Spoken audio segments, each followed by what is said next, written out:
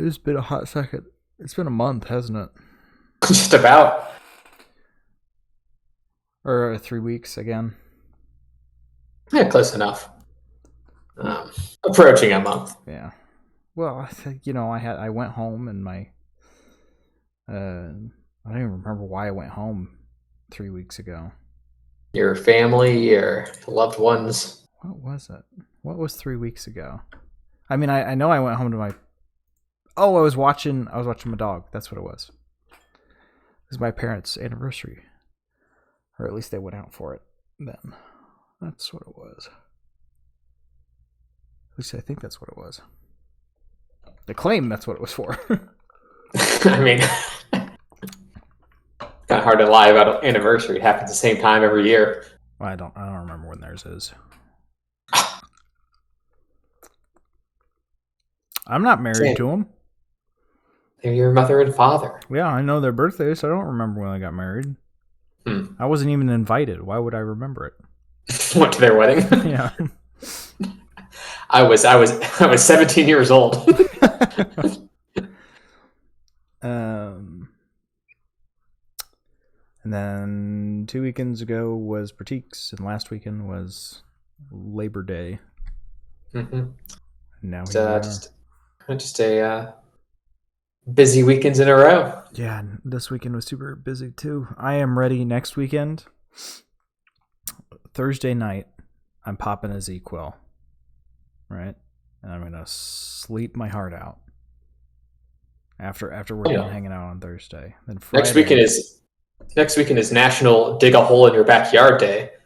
It's federally mandated. You have to dig a hole in your backyard. Well, I don't have a backyard. 12 foot by 12 foot. I don't have a backyard, so not going to happen.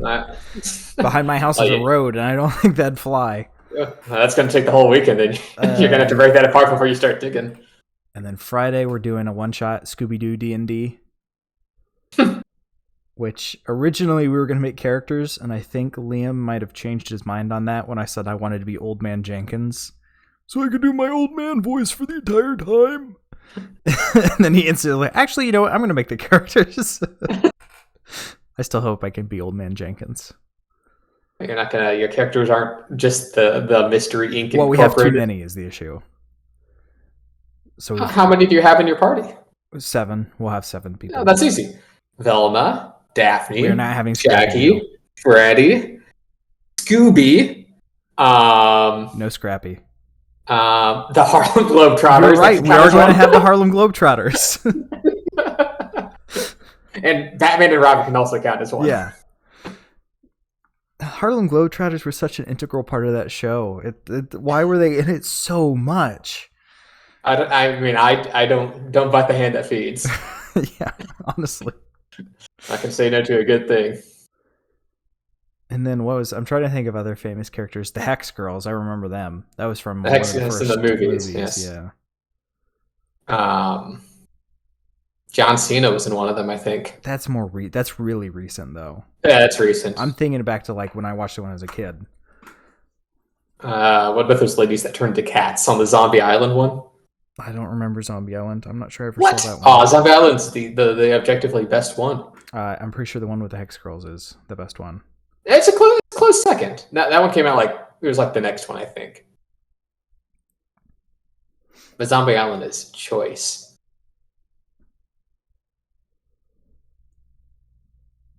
But I don't know. I didn't feel like I got much rest this weekend. Oh, especially since I had to go run errands yesterday and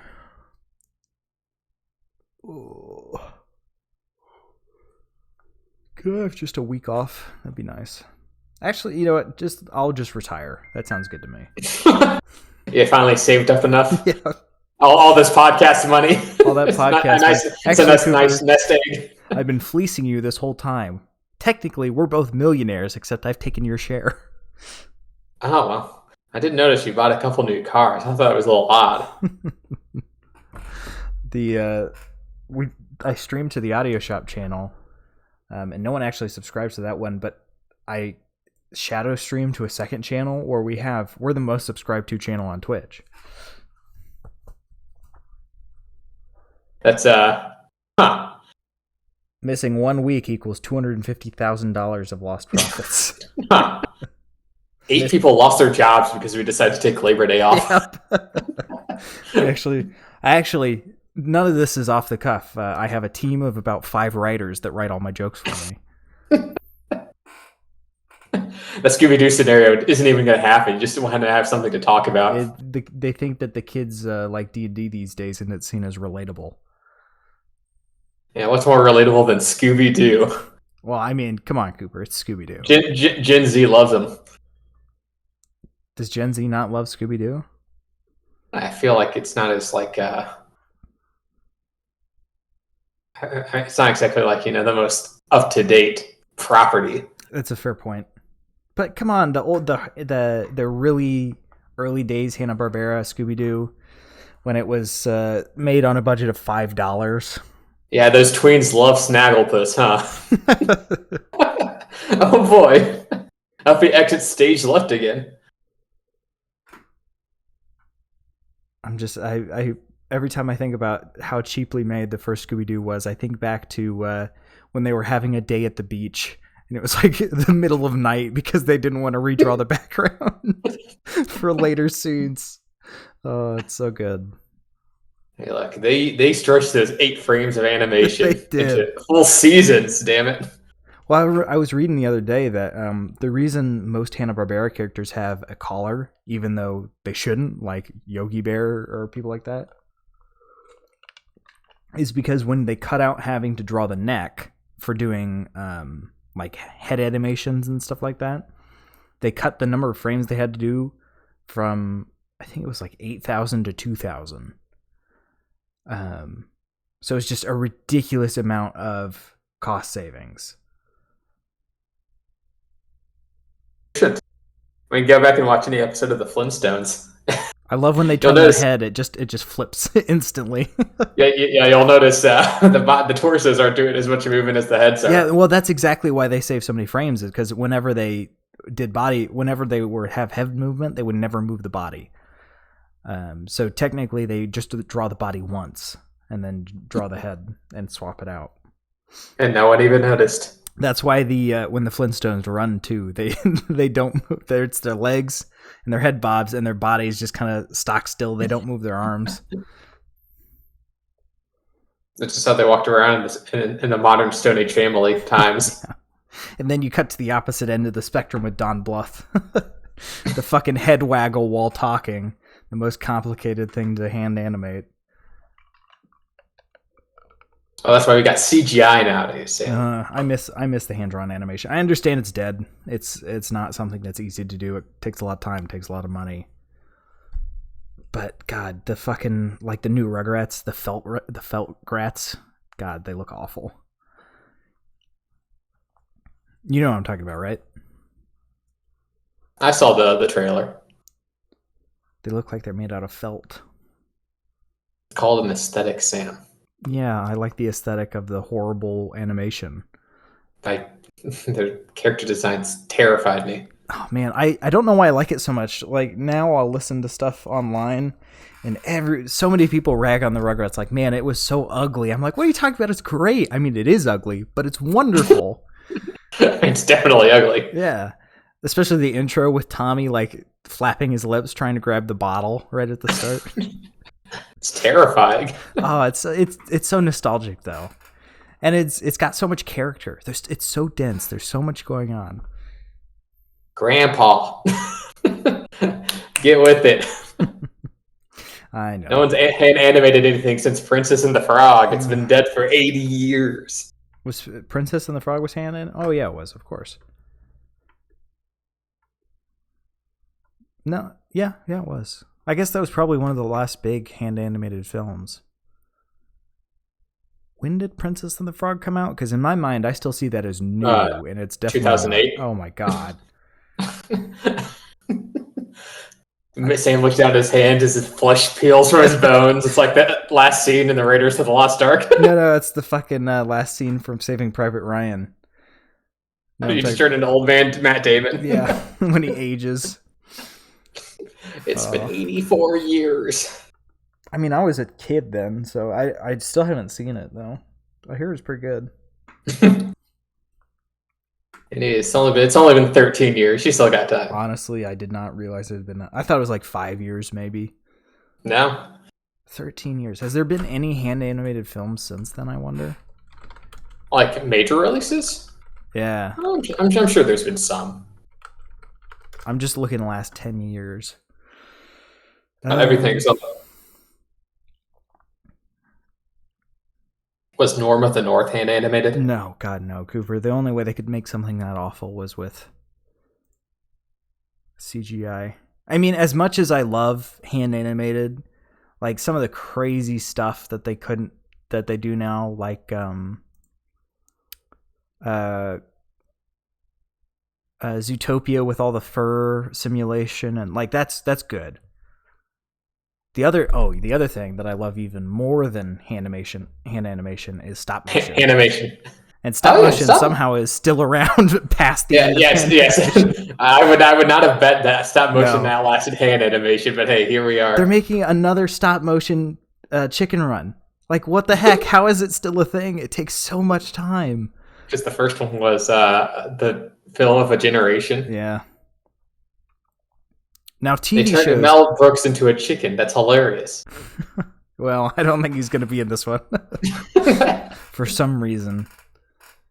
But TV shows are still often hand animated, just not movies. Yeah.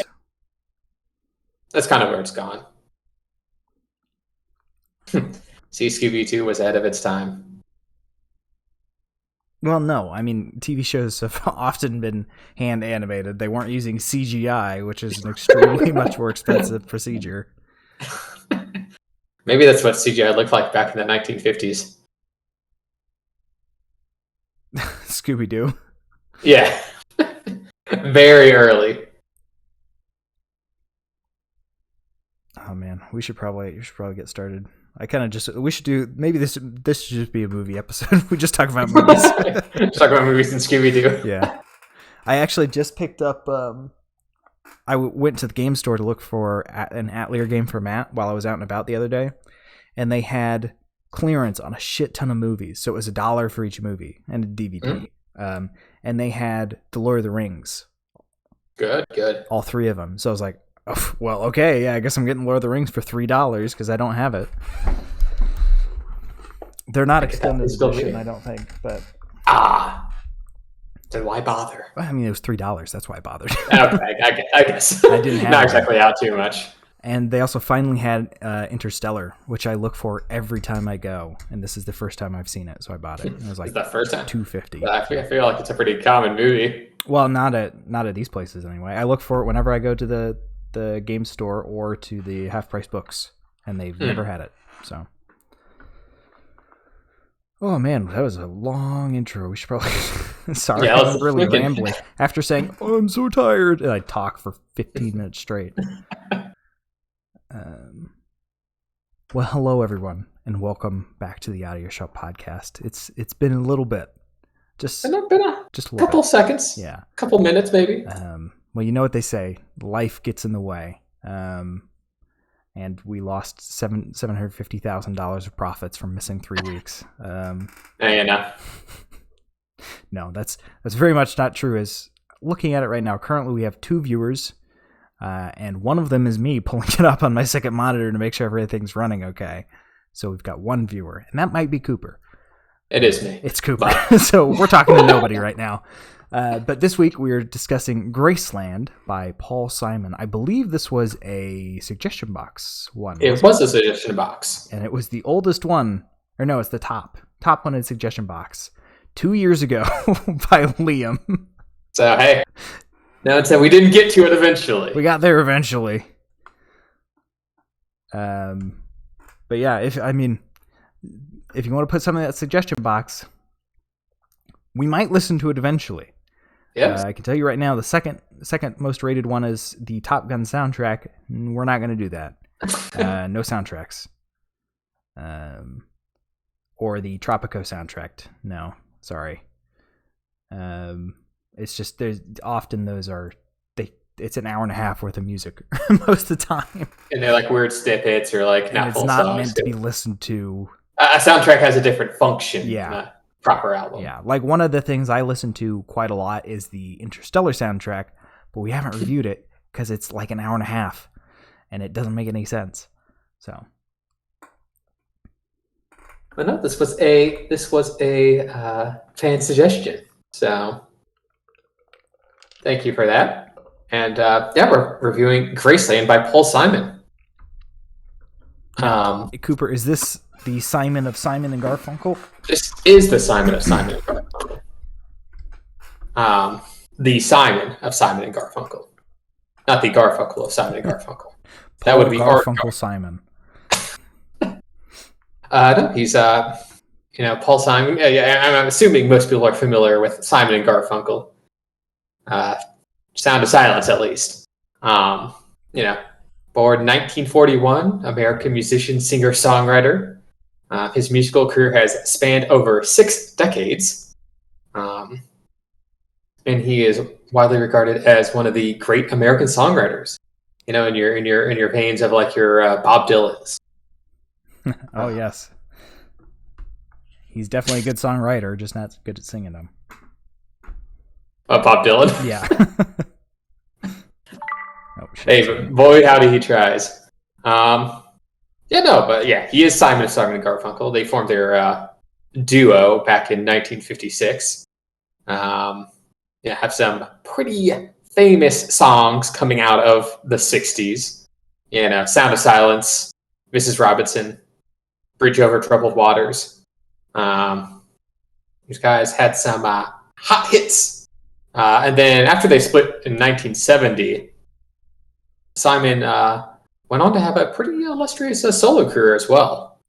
As he recorded more albums going into his post-Simon and Garfunkel years. And overall, he's earned 16 Grammys. Lifetime Achievement Award. He's a Rock and Roll Hall of Famer. Obviously, Rolling Stones, greatest songwriters. A lot. He has accolades out the wazoo. Mm-hmm. And Graceland is his 1986 album. Oh, bless you. Choke on a little bit of Garfunkel there. Actually, you were the only one that could hear that. I muted my mic. Sorry, I forgot to mute it for you as well. I muted it for the stream so I wouldn't interrupt you, but I forgot you could still hear me. No, Graceland is Simon's 7th studio album, 1986. And it was kind of formed in the aftermath of his deteriorating relationship with Garfunkel, his failing marriage with Carrie Fisher. His album before that didn't sell so well. So a bit of a comeback album in a way. And it really was, because it was his most successful studio album. Wait, Carrie Fisher? Yes. Paul Simon was married to Carrie Fisher. Huh. The more you know. Yeah. And this album sold very well. It sold a healthy 16 million copies. Won the Grammys for Album of the Year that year. It's kind of considered Paul Simon's #1 album, or solo album at least. So this is kind of his big one. And as we'll get into it more into the review, it was heavy inspiration from South African music on this album, as he had traveled there before recording this. So kind of an interesting blending of sounds of like America folky singer-songwriter sounds paired with, South American sounds. South African, you mean? Yeah, South African. Apologies. The country of South Africa. Very different musical styles. Yes, those are very different and very, just geologically different places. Yeah. Now, we could have tagged this album World, but any music not made in the West. Yeah, I mean, it's not like it it goes too deep into the South African sounds, but there's definitely the influences there. But with that, with the background done, you want to jump right into it, Sam? Sure. So he's alive, right? Paul Simon and Garfunkel are both still alive. They're both 79 years old. I thought Garfunkel wasn't for some reason. Alive? Yeah. No, he is. He is still alive. Honestly, I haven't listened to much of them. I just know Sound of Silence for the most part. I mean, obviously they're both almost 80. Yeah. So, I mean, they're not as active They're nowadays. not touring. No, especially not during COVID. So, but yeah, they're both still kicking. In fact, I believe Simon's latest album was released in 2018. Wow. So, this guy is still putting out music. Did he have a 17-minute long song about the murder of JFK as well? No. His was a tight 43-minute album. Tight 43-minute song about the murder of JFK. No, he doesn't get as indulgent as Bob Dylan. Oh. Jumping on into the first track then, I guess. Yes. Track number 1, Boy in the Bubble. The Boy. Not just The any Boy in the Bubble. The The Boy. The Boy in the Bubble. I gotta say, that is probably the cleanest sounding accordion I have ever heard, and I have listened to a lot of Weird Al. Yes, this album heavily features the accordion, which I did not expect going into this. No, that was, and it's like that was a bit out of left field. It's like the main instrument of this track as well, with kind of the synthy guitar groove and the drums backing up the accordion line. Yeah, that bass line though, that was really, really odd. It was like they mixed brass, accordion, and bass guitar. I assumed it had to be synth, but maybe it was some kind of setting through, like it was a filter for the guitar. I don't know. It was really odd though. Yeah, I was trying to look up. The instrumentation list on this, besides acoustic guitar and vocals, is some synthesizer, guitar synthesizer, and bass, and then of course accordion. Yeah, so something in there, but it definitely had a kind of distinct brass accordion sound to it as well. Yeah, which definitely leads to a kind of more unique sound, or at least not something that I bumped into too often. It's almost got this like kind of like I want to say almost like kind of rustic electronic feel to it. Yeah, kind of. It's very distinct. Yes. Good thing he doesn't overuse it, huh? Jumping. I will say the vocal line in this one was a little bit too high in the mix for my liking. I would have liked it a little bit quieter, but I think that's just personal preference. But I really like the reverb that they put on the vocal line. It fills it out a little bit more since it's just him. It's not doubled or anything. I didn't have any really problems with the vocal line on this one.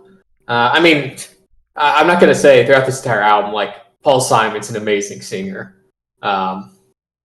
He's serviceable in basically most of these songs, but like, I'm never like, oh man, Paul really hit that note. Yeah. It's inoffensive. I think is the best way to put it. I think it's pretty on brand for like the kind of that, Paul, like that kind of 1960s singer-songwriter stereotype, Yeah. Yeah. I will say, the backing track on this one, and most of the songs, I'm going to repeat this probably about 5 or 6 more times.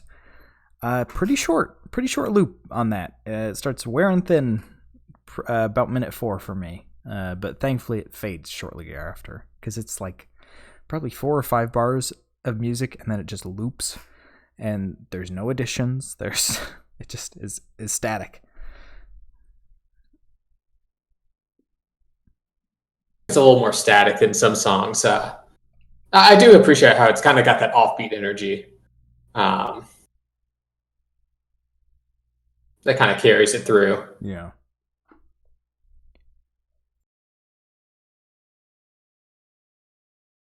Bless you. Thank you. Managed to get to the mute button that time. And just sneeze into the mic. No, I didn't. Keep you on your toes. I'm able to quickly mute my mic on stream. I hope, anyway. I assume it is. It's showing that it's muted, so maybe it's not. Jumping on to track number 2, then, if you're ready, Coop. Yes, track number 2, Graceland, the title track. Titular track. This one is a little more of a faster tempo, and this one's a lot more acoustic-led. Yeah, I mean, if it weren't for the switch to the background track loop, I probably wouldn't be able to tell you this was a different song, if I'm being honest. No, he's singing exactly the same. It's okay, like yeah. The sliders are all exactly the same. Yeah, I mean, Paul Simon's not much different, but the instrumentation's different. It's definitely got a more, for me, a more noticeable bass line, and obviously lacking accordion. True. I also quite like the subdued nature of this song. I mean, obviously it's acoustic led, but the bass is doing some kind of interesting stuff during the chorus. Kind of like it's technically impressive, but also still kind of carrying that subdued energy, which I quite like. Mm-hmm. Well, the thing about the bass, it's got a little bit of reverb on it, and it's splatty, which I don't know. It just feels nice. It's got some weight to it. Yeah, some heft. And this I mean, this song and the previous song both have pretty depressing lyrics. Even though the songs themselves are not necessarily depressing instrumentation wise. Yeah. I mean, this song's about him going to Graceland after a divorce, presumably to Carrie Fisher. Yeah, not quite the Taylor Swift hit, but this one I will say it's, again, the background, the loop. He loops the background music quite a bit. He's very good at writing vocals. Backing track, not as much, I'll say. Oh, I quite like the backing track on this song. It's good. I mean, to add in the vocal ooze. Yeah. I mean, the bass is doing some interesting stuff. It's got a nice breakdown, 4-minute mark to write the song out with. But everywhere else, it is a like 8 bar loop, which isn't as bad, but there's certainly some much worse offenders later on. But it's just a bit. I don't like when it loops so obviously, you know. At least for me, it wasn't super obvious. I mean, I know in my mind it does, but it wasn't like bugging me. Yeah. I think it's just because I didn't have anything to say about his vocals, because it's exactly the same. Cut and paste. There's no difference. Well, how about we go on to track number 3 then? Mm-hmm. I know what I know. Yeah, this is a song. Yeah, this one's odd. It's got a groove, or maybe like 2 grooves that are trying to fight each other. Yeah. Also, I don't know if it was just me, but the vocals got a lot louder in this one. Slightly. Maybe they're a little more forward. And I already felt like they were pretty forward, so it just kind of felt like he was stepping even closer to the mic. But yeah, the louder vocals, and then there's the random whooping. Those hoots are something. They do not pair well with the instrumentation, which I guess I should describe as like, it's like 2 acoustic guitars that are playing like slightly different things. And there's other people singing in the background. I assume they're speaking South African. I'm not sure. I'm not even sure if that's the correct name for the language. It's probably wrong. But then it just goes into the whooping, which is not any words. It's just whooping. And it doesn't really fit that well. Also, again, just cut and paste with the voice for the 3rd song in a row. This is where the zero growth started to really rag on me. The song, the vocals stay the same throughout the album. Yeah, well, I'm talking about in each song, the first 30 seconds, you know exactly what's going to be throughout the entirety of the song. because there's nothing else that comes in, at least for these first three. Nothing else comes in. There's no growth. There's no changes in the backing track. It's the first 30 seconds. Everything's laid out on the table, and then he loops it or he repeats it for the rest of the 4 minutes. That's not true. There's breakdowns. There's at least vocal, like some guitar variations with the bass lines. I mean, it sticks to a quartet, sure, but it's unfair to say that it's only that. No. This one is probably the pinnacle example of it. Oh no, this one's definitely the worst. Yeah. Not a strong foundation on this one. I guess it's pretty short at least. So it has that going for it. Yeah, but like everything about the song is in the first 30 seconds, and absolutely everything about the song is in the first minute. And you could cut it down to that, and it still would repeat itself a little bit. Big of a fan of this one. No, not very good. All right, going on to track number 4, Gumboots, which brings back the accordion. Of course, can't get enough of it. Yeah, and the guitar picking is almost like proto ska, which is quite interesting. I was too distracted by the fact the accordion was a lot quieter, so I was thinking like they made him leave. He couldn't come back in the recording room, so he had to stand outside and play. You can play, but we're not getting all of it. Yeah, this is. I guess if I'll have a little rant about Paul Simon's vocals, is I quite like the instrumentation on this album. At least the last few songs, I think have been varied enough that they stay interesting. But like, Paul doesn't like last few songs, is in. Well, not the last song, or I mean, besides the last one we reviewed, the 3 of the 4. I mean, I'm gonna have to disagree with you on that one, but okay. Well, you're incorrect scientifically. Yeah, but it never feels like Paul changes his voice to like match the instrumentation.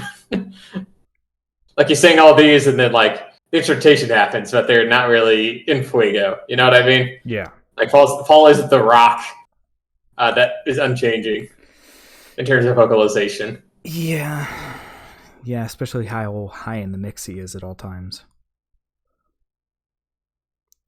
Again, it's not like his voice is unpleasant. No. It's just like.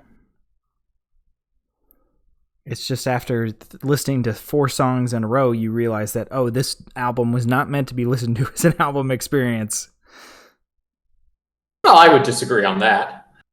Well, I mean, you'd be wrong, but okay. I think you'd be wrong, Sam.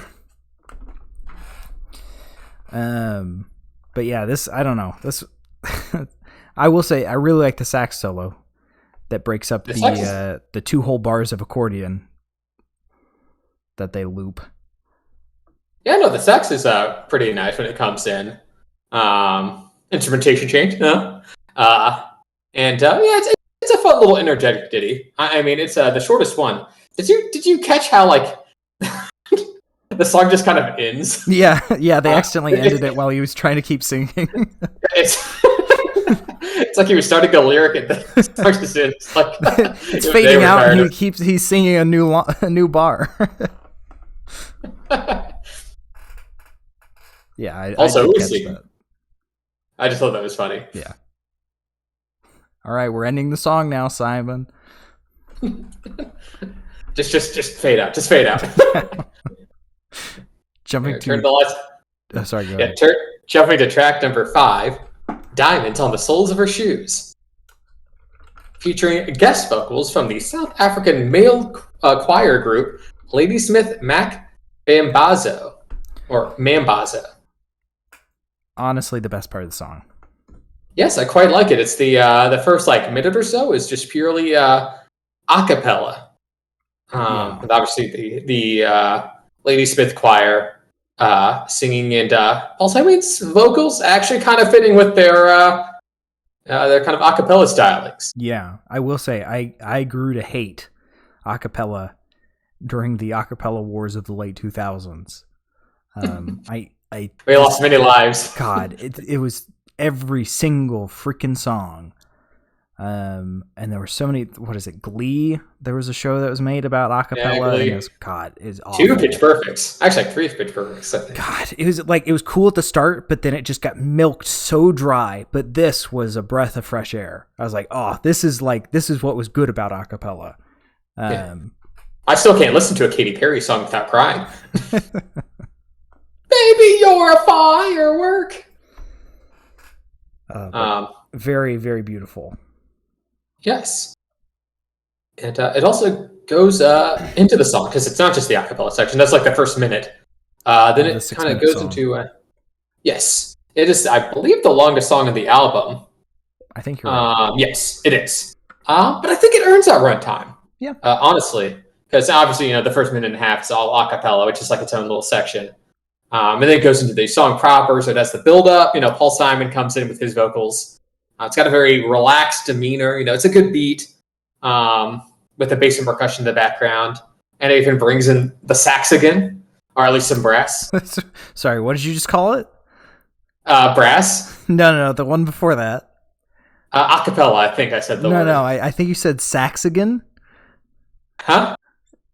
No. I'm pretty sure I was talking about the brass. Is that a new shape I haven't heard about? Yeah, the saxagon. You've got the hexagon, the octagon, and now you've got the sexagon.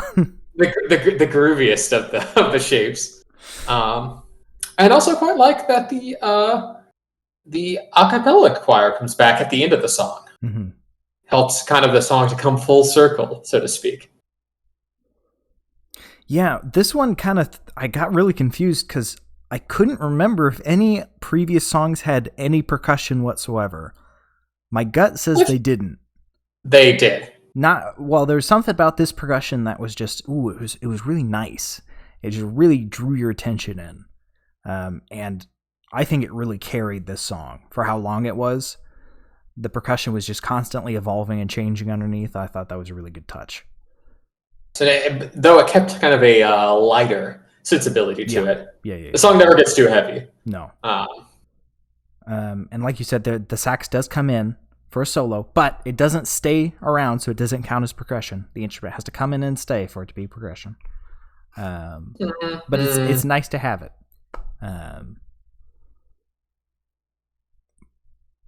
I like the kind of switch up with the acapella they did at the end. I feel like it really should have worked more of that in, more of that choir in. Don't just have them at the beginning and the end. Have them sprinkled more throughout.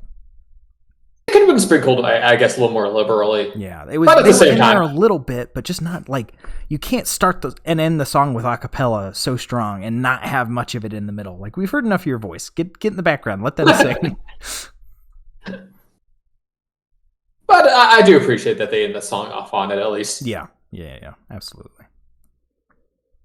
Jumping to track number 6, if you're ready, Coop. Yes, track number 6. You Can Call Me Al. Now, this one I can say with some certainty. I'm pretty sure this is the only Paul Simon solo song I've ever heard before. I believe it's his most popular. Yeah. Or at least like most played. Because I definitely have heard this on the radio quite a bit. And of course, it's the first song on the second side of this album. Mm-hmm. It was good to have that strong opener on the second side. A controversial opinion. I think he accidentally flipped this album and all the B-sides are on the front. Really? Yeah. Well, I quite like the song too. I mean, it's one of his biggest singles. Yeah. And it still has the... it has this kind of... I think it's still the same choir. Or at least vocally sounds like, where they kind of have this, like, they do like the backing singing and humming in the background. Mm-hmm. Paired with this kind of energetic synth going on. And not just the synth, you've got that flute solo, you've got some brass and sax, although to me that felt a little canned, although I think it's just because they put a reverb on it. Yeah, it's a little tinny, but... And by God, Paul Simon actually sings a high note. What the hell? I was so confused. Came out of nowhere. He sings more than the 6-note range that he had been singing for the entire album. Maybe he stubbed his toe by accident. Yow! No, keep that. I completely get why this is the one that they play on the radio. There's progression, there's instrumental breaks, there's change in vocal style. It's like a proper song. Yeah, are you accusing the other songs of not being proper songs, Sam? Yeah, they don't have the amount of... Compare the other song's progression to this one, and they've got nothing. Not as strong, I will agree. I think nothing's a harsh term. We're just doing a direct comparison, Cooper. I don't Maybe make the rules. Reduced. But then who does? Me. What? But yeah, it's a good one. I like that he actually changes his singing style a little bit. Yeah, maybe he had a show off to the choir a bit. Well, you think he would have done that in the one with the choir, but oh, that's true. It even has a bass solo, freaking bass solo in a Paul Simon song. So many solos in this one. Yeah, I mean it's like about a 5-minute song. To be fair, I think the reason I like this one more is because he doesn't sing for quite a lot of it. Yeah, a lot of it's the bass solos or the sax solos. I mean, he has plenty of lyrics. Yeah. I mean, the lyrics get a little on the grandpa telling a story side. Yeah, well, that's his generation. That's singer-songwriter, so I can't really, Bob Dylan's the same way, but they're good, I like the fact that, I will say, for as much as I rag on Bob Dylan and Paul Simon, I really like when the lyrics are not just the fucking same every single time, when you're actually saying things. It doesn't have to make sense. I'm fine with it not making sense. I just don't like repetition in lyrics. If it's the chorus, that's fine. But if you're got a 5-minute song, you got the first section chorus, second section chorus, and then you do first section again. Like, just write new lyrics. Come on. And this is peanut butter jelly time erasure. God, the lyrics of a decade. God awful song. Jump into track number 7 if you're ready. Track number 7, Under African Skies. So if you didn't pick up at this point that this has some South African influence, he's at least naming it here. And it's actually the only song of the album besides the male choir where there's another singer, and in this case a female singer. Yes. By the name of Linda Ronstadt. Never heard of her. Well, she's on this album, Sam. Yeah, you heard her on this album. Well, I've never heard her name. I read it and I saw it on the album, but I didn't hear it. I'm trying to see if she's done anything super well known. Yes. I mean, she's been awarded some Grammys. She's in the Rock and Roll Hall of Fame. Oh, what for? Well, now that should be taken with a grain of salt, Cooper, because ELO didn't get into the Rock and Roll Hall of Fame until the last couple of years. So that's true. It's a sham of an organization. But she does have 10 Grammys, and she's multi-platinum. That carries a bit more weight. Yes. It looks like she's actually was a lot more popular in the Latin America community or countries. Makes so she wasn't as successful stateside. Okay. I guess she did some stuff with Dolly Parton too. So she's not she's not just some rando. Yeah. Well, I wasn't accusing her of being. I was just saying. No. I mean, I'm not familiar with her stuff either. Yeah, that's crazy to think about it, isn't it? Like there could be somebody out there that's like the Michael Jackson of the Spanish-speaking world, and we just never even heard of him.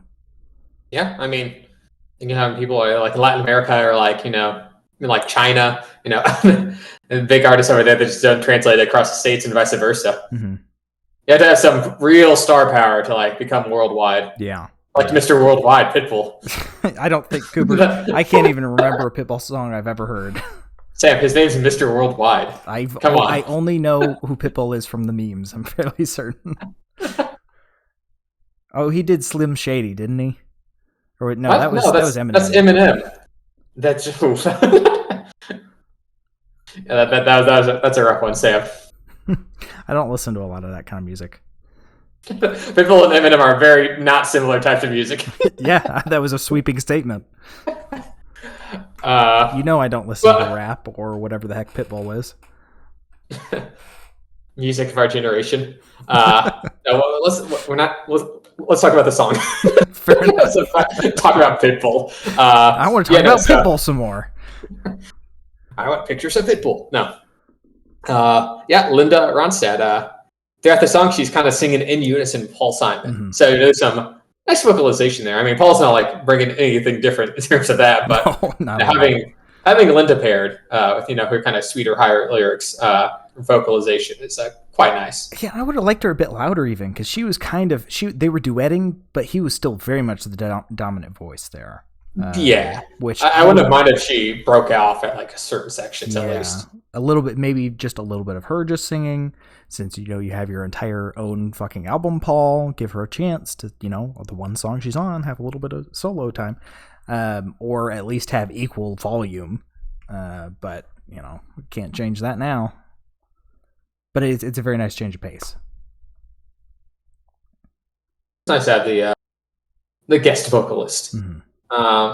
It's a sweet little ditty. Mm-hmm. I'm like not super in love with it, but it's all right. I think it gets the job done. Yeah, I will say the outro for this one is interesting because it's got a little bit of like backwards singing and backwards strings, which would have been nice to mix into the actual song itself instead of just saving it for the last 20 seconds of the outro. But yeah, it's a kind of an odd outro, but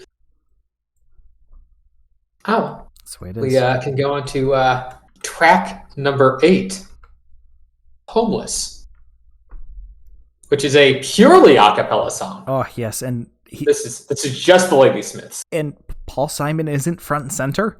Oh. He's not even on it. It's such a good change of pace. Which almost makes it feel more like what's the term? Kind of like a bridge or like some sort of like intermission. Intermission, yes. I mean, it's pleasant a cappella. Yeah, I really like it. I didn't have much to say for this one because I just kind of sat and enjoyed not listening to Paul Simon's voice for another song. And I'm not entirely sure how to critique a cappella because it just all sounds really nice. I mean, it picks up energy near the end. Yeah. And obviously the Ladysmiths, they know what they're doing. Mm-hmm. Nice, lots of bass vocals. I love that. Bass vocals, nice melodies. Better singers than Paul Simon. Yeah, that's for sure. But just a nice intermission. I'm glad I included this. I'm glad we got more Ladysmiths. Mm-hmm. And I will say, Paul Simon I think he's a good singer. I think it's just after 7 songs in a row, you get kind of sick of his voice. He's competent. It's just not like super technically impressive. Yeah. Well, in that case, we want to go to track number 9. Yes, sir. Crazy Love, Volume 2. And yes, Paul Simon did pull a Traveling Wilburys. There is no Volume 1. I love that. The extended edition of this album, which they released like a 25-year anniversary version of this album with like 40 more minutes of songs. So we're not reviewing that. No. But there's a Crazy Love rough track, which I guess is the quote unquote Volume 1, but it wasn't released until 25 years after, so it doesn't count. Yeah, I gotta be completely honest here, Cooper. I completely zoned out for this one. I called it a flyover state song. No, this one's. I'm in agreement with you, Sam. This one's a bit boring.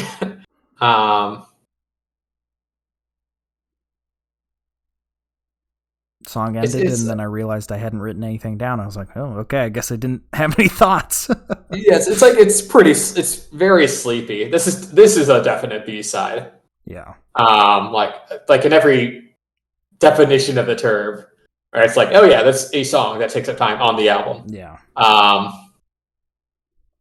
like unpleasant. It's got like a nice little like flute type thing that like busts in during the middle of the song. It's kind of unique to this song, but like beyond that, it's a bit sleepy. Yeah, it's just kind of there. Which, I mean, just being there is preferable to being actively infuriating. So I guess it gets points for that, but that's really all it has going for it. Yeah, but it's not like anything to write home about. That's pretty rough too. That volume he roughed out the volume 1 and then did volume 2, and it still wasn't good. And sometimes you just have a sunk cost fallacy, you know. Jump into track number 10 then, if you're ready. Yeah, track number 10. That Was Your Mother. And then the track was called "That Was Your Mother." Which, hey, he brings the accordions back. Yeah. This one, it's like a Southern style accordion, though. He's like trying to do a Southern style country song with accordion, and it doesn't really work. It's like, I'm not sure what the actual like genre term for it is, but it's like a very kind of like, not like sock hop, but kind of, rockin' with an apostrophe, type music. Yeah. Very early country music kind of style. It's not like, it's kind of like Crazy Love Volume 2. It's not like bad. And I like the drumming on this song. But it's like not great, not good. Well, there's that fairly long sax solo that was really nice. The sax solo was nice. But yeah, like you say drumming, there's like towards the end, there's like a 10-second drum solo that felt very out of place. Oh, I like the drum solo. It was all right, but it just didn't really fit with what came before and what came after. It was just kind of there. Excuse me. Yeah, listen to the song more interesting. Yeah. If only marginally. Now the song is like, I'm not like too crazy about this song. It's like having the flashback to the 50s diner or whatever. Characters are actively talking over this song. Yeah. Like it fills up the sound, but for as much as I love sock hop songs, like this is the one that somebody puts on the jukebox and they're like, Jimmy, you knucklehead, why'd you put this song on there? It's an Elvis song. He's a hot thing. We could have bought a whole soda pop with that. Yes, and as a fellow sock hop lover, no, it's not as offensive as what I usually find sock hop. But like, I don't know, just the styles they tried to mush together didn't really fit, or at least he didn't hammer it enough to make them fit together. Yeah, it doesn't quite lead to anything quite interesting. That's about all I had to say on it. Yeah. Jump to the final track then, track number 11, All Around the World, or The Myth of Fingerprints. That was singer-songwriter title. Leave it right for the last. Yeah, so didn't realize that Weird Al Yankovic had a guest appearance on this album. Hey, just because it has a more accordion. It's the fourth song with accordion on the album. Yeah, no, Cooper, but it's got the 80s drum pad. And then the accordion comes in, and I was like, holy crap, I swear I've heard this Weird Al song before. It's actually, Spotify messed up, but it's actually from Poodle Hat. Okay, I believe it. Like, all I could think about this whole song was Weird Al. That's all I could think of. You like Weird Al. I swear 80s was oozing out of my screen as this song was playing. It gave me back pain. Album came out in 86, so. Yeah. But that drum pad, I don't know what it was, but it drew up some memories of other music, and it's just, I don't know. I didn't have anything to say about this one other than I thought it was Weird Al. In the second grade talent show, me and my friends sang Weird Al's "Another One Rides the Bus." Do with that as you will. A classic. That's the end of the story. Probably one of the worst Weird Al parodies. To hear, it's like his first one, so yeah, he's still working out the kinks. Not like those polka parodies; those are great. Hey, those are technically impressive. No, they're great, Cooper. Just flat out. You've listened to all of them. How could you not? I've listened to every single one. Maybe not of your own free will, but I lost a piece of myself in Canada. No, this is a fine song. Maybe the most 80s out of all the songs. That's not necessarily a bad thing, though. I just thought it was interesting. I would have liked it if it ended on a more, South African influenced sound, since that was like a big theme of this album. Honestly, here, let me turn this. I'll turn this off so we can just talk about the album. in general, since we're done with the songs for the most part. I feel like they didn't do. He didn't go far enough with the South African throughout the whole album. I agree. Like there's pockets of it. Yeah. He had these fantastic singers there that he could have worked in. Like, I get not wanting to sound the same on every song, but you already sing exactly the same on every fucking song, so who cares?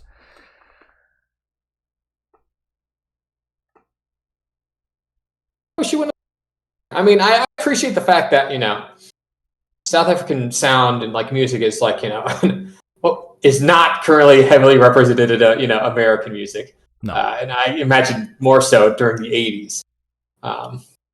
So I appreciate that he incorporated as much as he did, into his album. I think it was a better album for it. Mm-hmm. But yeah, I agree where I kind of wish he had gone a little farther into it.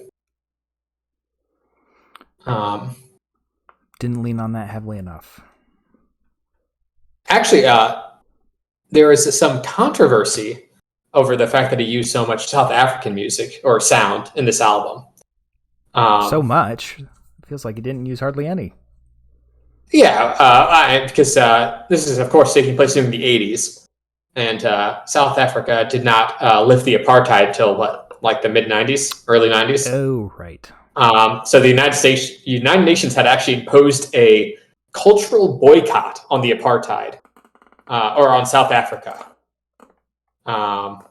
which is essentially like encouraged like artists to not experience cultural exchange with South Africa to pressure them into lifting the apartheid, which is an interesting approach, because obviously Paul Simon's obviously has at least a great liking for the sound. I'm not sure if like culturally insulating a country from outside influences is the best way to end their aggressive views on things. No, I think financial retribution would probably work quite a bit better than, oh no, I can't get Tim Tams from England anymore. Like, I mean, I get what they were going for. They're trying to fight apartheid. I'm not sure if like so you can't have cultural exchange is the best way to do that. And obviously Paul Simon, thus caught some flack for featuring it so heavily in his album during the mid 80s. I can see why he didn't go further with it then. I still think, which of course, looking at it in today's terms, though, it needs more of it. And I mean, Paul Simon's basically like takeaway, like what he said about it is like it wasn't anything. He wasn't like trying to. He wasn't supporting the apartheid, obviously. Yeah. He just really appreciated the South African sounds and wanted to incorporate them into his music. So I just thought that was a little interesting background. I mean, it's important to think about too, because I certainly wasn't thinking about that while listening to the album. With these older albums and tracks and stuff, it's easy to forget the time that they were made in and compare it all to now. I mean, we were just thinking of apartheid. I mean, it didn't live until the early 90s. Yeah. I mean, around the time we were born, so which is pretty crazy. Yeah, I mean, how many years ago did the Soviet Union collapse? It wasn't that long. I think it collapsed officially like 89, 91, something like that. Yeah, not terribly long ago. So it's those kind of things where I feel like we've learned about them, but in terms of when, like you get told the year, and you're like, okay, yeah, but then you don't like it. You don't learn all of what's happening at that year. You learn this thing happened then, this thing happened then. Maybe two of those things happened during the same year, but you don't learn like year per year. So it's like, what was it? What Martin Luther King and Frank were born in the same year. Yeah, it's like that never comes up because you learn about those separately. Yeah, they're so distinct in terms of the time period. So history just keeps on moving. It's easy to forget that things happen concurrently. Like Paul Simon's album. Yeah. Man, we've just been getting on. This is the album of diatribes. We're just going off on little tangents. Yeah, we started the podcast about 14 minutes in, and we are just about to hit an hour. So, what is that? 46 minutes of talking about this album. And I wager a bet that about 20 minutes of that was not about this album. Look, if not all of your conversations about Scooby-Doo end with the apartheid, I don't know what you're doing. Oh God! Wait, when was the first episode of Scooby-Doo released? Like 1960 something. Scooby-Doo's older than the apartheid by like 35 years. Jesus, that's weird to think about. Scooby-Doo collapses the Soviet Union. I think that was one movie that was proposed. Like sewing Scoob, you can't just introduce Papa John's to the Soviet Union. Right. No, but back to Paul Simon. Fucking Gorbachev chasing them through doors like the monsters. Yeah. They wipe his scar off his head. Although I think that was done several times. And they did that in Naked Gun. I remember that. Yeah, that's like the biggest Gorbachev joke is someone wiping off his birthmark. Man, it's a shame that nobody else was here to listen to this one. I feel like this was a pretty strong podcast. This is a banger. So what do we do next? Rating. That's right. I just keep thinking about Scooby-Doo, man. I'd probably give the apartheid a scrapyard. Ooh, yeah. Real bottom of the barrel. I think we should probably make a rating below scrapyard for that one. Still better than Imagine Dragons Origin. No. Sorry. Lord. While you're drinking your Maybe just taking a drink of water. Sam, what was your favorite tracks off this album? Oh, right. We got to do that before we do the rating. All right, okay. We're gonna talk about it. I'm sorry. Favorite track? It's got to be "You Can Call Me Al." I feel like it's just the most complete song on the album. It has progression. It's got a lot of solos. It's got the minimal amount of Paul Simon singing. Which I mean, he's a great singer, but his singing style isn't well suited to this kind of happy song style. I think it's more suited towards "Hello Darkness, My Old Friend." It's more suited towards sad songs. He's just kind of got that sound to his voice. "You Can Call Me Out," it works because he doesn't sing very much, and he actually sings high. Also, the flute solo reminds me of Rusted Root, and it makes me think of Ice Age. So, hey, if the more things that are like Ice Age, the better. What about you? What was your favorite song? My favorite was probably, I'm gonna have to go with "Diamonds on the Soles of Her Shoes." I quite like that song. I like the acapella opening. I thought the instrumentation was, fun and breezy. Mm-hmm. Some funky bass lines, some sax. I like the incorporation of the choir later in the song. And it kept my attention. I liked it throughout its entire 6-minute runtime. Which, I'm not always apt to do. So I quite liked it. I thought it was a good kind of cornerstone of the album. Mm-hmm. Man, I just wish there was more of that choir throughout instead of just the start and the end. Yeah, I kind of wish there was a little more incorporated into the song proper. But, I'm glad we got what we got. Yeah. Well, in that case, what was your least favorite song, Sam? I think I know what. Oh, I know what you know. I know what we're gonna say. I know what I know. Man, that was a fucking terrible song. Yeah, complete agreement. I don't know what Paul Simon was knowing in that song. Why did he put that as track number 3? Like, come on. Yeah, he should have buried that deep in the B-sides. That should have been like the second to last song on the album.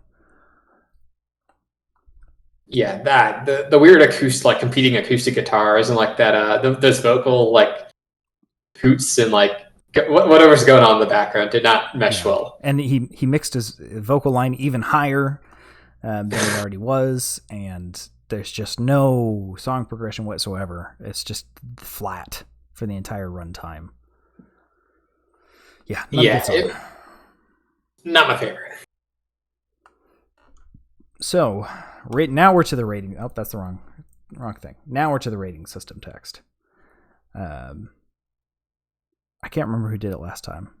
I have no idea. It was like 3 weeks ago. Do you want me to roll a dice for it? Yeah, go for it. Below 10 is me. Above 10 is you. Okay. 16s, that's me. All right, go for it. Oh, I gotta put my dice back first. If it was Tim, we would have said it at the same time in unison. That would have been interesting. But here at Audio Shop, we run a car-themed music podcast for some godforsaken reason. And we decided to show that car theme mainly through the rating system and the name. That's really all that's car themed about the podcast. Well, we fed the podcast through an algorithm, and apparently cars are the most compatible with music podcasts. Mm-hmm. This is just the numbers. I think we might have flipped some switches wrong there, considering we just gained our first viewer for the entire podcast. I think it was maybe the least compatible, and we just didn't realize it when we did it. We turned the minus to plus. Ah, shit! Oh no! But anyway, top of the cream of the crop, top of the top is Showroom. This is, one of the best albums. You need to listen to this. You need your kids to listen to this. You need your parents to listen to this. Anybody, just be that jackass walking down the street with a boombox playing it. And then bottom of the barrel, Scrapyard. This is terrible. It actively caused me damage. My life is shorter because of it. Usually worse than smoking. And it's just not very good. It goes down smooth. And then, we got between that and we do high, low, whatever we're feeling. And these ratings always change based on our mood. If you're in a bad mood, you're going to rate it lower. That's how it works. Unless it's ELO's time. But anyway, Cooper, what would you rate this album? I'm glad to admit. My first listen, I wasn't as big of a fan on it. But in my subsequent listens, I started to appreciate some of its idiosyncrasies and especially the instrumentation. I think it goes in some more interesting places than I initially give it credit for. Not to say I'm in love with it. It's not an album that I'm going to come back to super often. But I appreciate Paul Simon's attempts to incorporate South African music into his sound. I think it's largely successful where he does it. The album's got some duds. I Know What I Know is definitely a low point, but also some of the B-sides, Crazy Love, That Was Your Mother, are just snoozers. So it's by no means a perfect album, but there's more songs on it that I like than I dislike, and it's just the fact that it goes to some places I think are interesting. I find it largely enjoyable. I give it like a pretty low like new. It definitely tips more to the positive than the negative for me. Like my initial listener is probably closer to like a low fixer-upper, so like earned a point. Just my subsequent listens, it's grown on me. Maybe if I was in a worse mood or less inclined to listen to Paul Simon stuff, I might give it like a fixer-upper. So it's really straddling the line there. But I think I got more out of it than I lost. So wow, that's a very high rating. I'm going to have to give it, I had to make up a new rating for this one. I'm going to give it a used upper.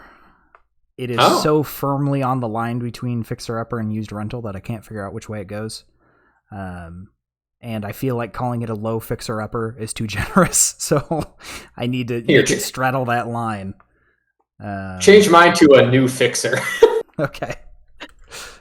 Because honestly, yeah, I'm like on the other end of the spectrum where like it's not like entering the upper echelons of like newer Showroom, but like I don't want to call it quite middling. Yeah, I mean I hate putting it so firmly. Honestly, if there was more of the South African stuff, it would be in fixer upper for me. But it just there's so many snoozers. There's not good songs. There's just boringness that it drags it down. But the South Africans like working to drag it up, so it's like two competing forces. One's pushing it higher, one's pushing it lower, and they just kind of stalemate right there on the fence. And just I really felt like saying high used rental did too much of a disservice to the South African choir, and a low fixer upper was too generous to Paul Simon's vocals and background music composition style. So it's firmly on the fence for me. Yeah, I mean, I think how much you like Paul Simon's vocals will really vary with your mileage. If you don't, then you probably won't be a fan of this album. But that's the album. We're gonna roll on over now to the Spare Tire, which is just whatever the heck else we've been listening to, and we've got like a month now So it's quite a bit of time for music. Do you want to go first, Cooper? Because you're usually more on the ball with this as I pull up my Spotify to see what the heck I've been listening to. I mean, it's been a while, so I've had some chunky listens in the past, couple weeks. I listened to a lot of Little Sims, old stuff. She just released a new album, and it was pretty good. So I went back and listened to her older discography, and I've been thoroughly enjoying it. She's like a female British rapper, and I quite like her performances. The two huge albums that came out these last couple of weeks were, of course, Drake's Certified Lover Boy and Kanye's Donda. I have listened through both. I heard Certified Lover Boy was not a very good album. Certified Lover Boy was not a very good album. You heard correctly. I've listened to it multiple times, and I do not have anything positive, or I guess not nothing positive to say about it's. I don't care for it. Drake's been coasting on the same sound for the last 6 years, and this is even though he's doing nothing but the sound, it's still the worst attempt at the sound that he's doing it. He's getting worse with age. So yeah, I mean, I wouldn't recommend this. I mean, I think the only Drake song I've ever heard is Hotline Bling. I mean, he's got some. I mean, obviously it's Drake. He's literally the best-selling artist currently. Really, Certified Lover. Yeah, he's so huge. More so than you'd even think. And this album did gangbusters in terms of sales, or I guess streams. That's what matters nowadays. Does that matter though if everyone listens to it once and then hates it? Not in terms of money. No. You still get the same amount. The dollar doesn't matter. Artists do not get very much though from streaming, right? They get pennies on the dollar. I'm sure Drake's got a little more. That's true. Yeah, if you're a big name, I imagine they pay you a bit more. It just blows my mind that Spotify doesn't, when you pay the monthly subscription, that more of that money doesn't go to the artists. But it's a tough business. And then I'd more recommend Donda by Kanye West. Yeah, I'll pass. Not his best album. And I know you're not a Kanye fan. And I mean, the album's bloated as hell. There's way too many songs, but there's a really great album nestled into the album with too many songs. There's quite a few of them that I've been banging to. So, yeah. I mean, there's some other stuff I've been listening to besides that. Listen to some orchestral stuff, some Midair Thief, really good kind of. I believe their Korean shoegaze was quite nice. Shoegaze? You're not, Sam. After this, I'll have to introduce you to the world of shoegaze. It's basically how do you describe it? I think I originally got the term shoegaze because it puts you in such a trance. You're just looking at the ground at your shoes. It's a rabbit hole. Here, I'll describe it as a subgenre of indie alternative rock characterized by its ethereal mixture of obscured vocals, guitar distortions, and effects feedback in overwhelming volume. It's basically Wall of Sound, but a genre. Ugh. I'll come at it with an open mind, but I'm not usually a big fan of Wall of Sound. I like I'll pick things out. I'll send you a couple albums that I quite like, and teach that. If you don't like it, completely understand. It's definitely can be an acquired taste. But I quite like this album. I thought it was pretty good. And I don't listen to too much stuff out of Korea, so I was happy to give it a listen. But enough about me. What about you, Sam? Well, let's see. I listened to On the Third Day by Electric Light Orchestra, No Answer by Electric Light Orchestra, Zoom by Electric Light Orchestra, The Traveling Wilburys, Volume 1, Hawaii Part 2 by Miracle Musical, A New World Record by Electric Light Orchestra, Discovery by Electric Light Orchestra, the VROW International Podcast from by Electric Light Orchestra and Triforce Podcast. So, yeah, real changes to my listening habits here are happening. Man, I've been absolutely rocking out to A New World Record. Just listening to Tightrope and Telephone Line as I go into work. Those songs are so much fun to sing to, and that's a big part of why come to listen to ELO so much is just because Jeff Lynne's vocal range is very similar to mine, so I'm able to sing along with the songs. It's just so much fun. That's honestly why I listen to him so much, is because I listen to him while I drive to work. Hey, you're consistent. Yeah, consistency is key. I've been listening Cassiopeia by Cassiopeia as well, or Asian Dreamer by Cassiopeia. Oh shit! As it starts to play, that was a good album. You played it for me. Yeah. I mean, quite enjoyed I love it. I need to find some of their other albums on here. But Asian Dreamer, just such a solid album. So much fun. Oh, I did listen to Snail House had a new EP, like a couple weeks ago, and they've got There's a Snail House. Snail House. Oh, how do you describe them? Igloo Ghost's little brother. No. They are kind of like. They use a lot of really cutesy anime stylings for their covers. They just the album, the EP was called Patisserie Snail, and it's kind of electronic. It's very electronic, cutesy. Yes. It's a short EP, like 19 minutes. And I don't know, this one didn't really do it for me. I usually really like their stuff, and this one just was kind of like, it's all right. But they've got some really good songs. So if you haven't listened to any of them, check it out. I've got one of their songs that I liked. It's French. Choucoute. Sure. It's number 5 on their most listened, or their popular songs. It's really good. I mean, they're a definite aesthetic. Yeah. I like me some occasional Snail House. But yeah, I remember I listened to their latest EP when it came out, and I was excited, but it was just kind of like, it's all right. So it's a little too cutesy to be mainstream, but yeah, it's very good music. It just didn't hit it for me. Fair enough. Well, I think that about wraps it up for us, Sam. Yeah, I think that's the end. We've managed to stretch this out until almost an hour and 20 minutes. Probably about 30 minutes of it has been Scooby-Doo. You said that like it's a bad thing. It's not, no. After this week, Audio Shop will become the audio... Oh, fuck, I can't think of a Scooby-Doo pun. Oh, well. The Mystery Machine podcast. The Mystery Shop. Yeah, Mystery Shop. Where we will be going through Scooby-Doo episodes one by one from the beginning. We exclusively review Scooby-Doo OSTs. No.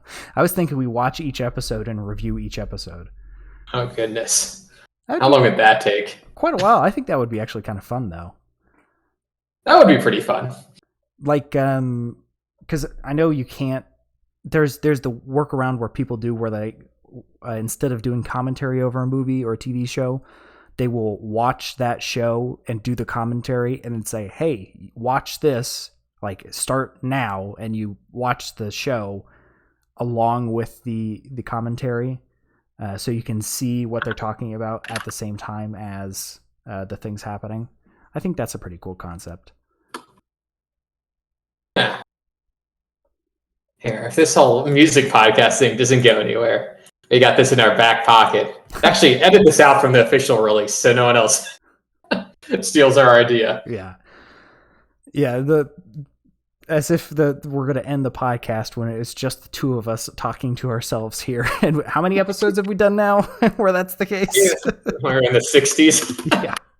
Anyway, if you like what you've heard, and you happen to be listening on Twitch, then scroll on down into our little bio. There's a picture of Jeff Lynne. He's got the curly hair and the aviators on.